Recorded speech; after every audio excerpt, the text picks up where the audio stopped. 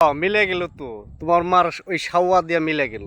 ফজু পাগলাকে ভুয়া মুক্তিযোদ্ধা এবং মিথ্যাবাদী দাবি করলেন কিশোরগঞ্জ জেলা মুক্তিযোদ্ধা কমান্ডার আইয়ুব বিন হায়দার। কিশোরগঞ্জ জেলা মুক্তিযোদ্ধা কমান্ডার আইয়ুব বিন হায়দার তিনি বলছেন, এই ফজু পাগলা রণাঙ্গনে মুক্তিযুদ্ধে কোনোদিন রাইফেল হাতে করেননি। তিনি মুক্তিযুদ্ধের প্রশিক্ষণ নিয়েছিলেন ঠিকই, কিন্তু কখনো কোনোদিন সশস্ত্র যুদ্ধে তিনি অংশগ্রহণ করেননি। আইয়ুব বিন হায়দার দাবি করছেন ফজু পাগলা মুক্তিযোদ্ধার কমান্ডার নয়, তিনি ছিলেন শেখ মুজিবের রক্ষী বাহিনীর কমান্ডার। মিলে গেল তো? তার এত আওয়ামী লীগ প্রীতি এবং ভারতের প্রতি এত প্রেম কেন?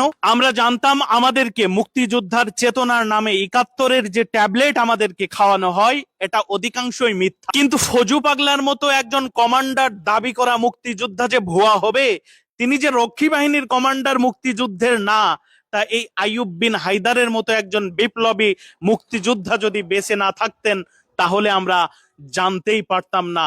স্যালুট জানাই কিশোরগঞ্জের সেই আইয়ুব বিন হায়দারকে। মিলে গেল তো, তোমার মার ওই সাওয়া দিয়া মিলে গেল। হারামির বাচ্চা, রাজাকারের বংশধর ফজলুর রহমান, তিনি লক্ষ্মী বাহিনীর যদি কমান্ডার হয়ে থাকে তাহলে তোর সমস্যা কি?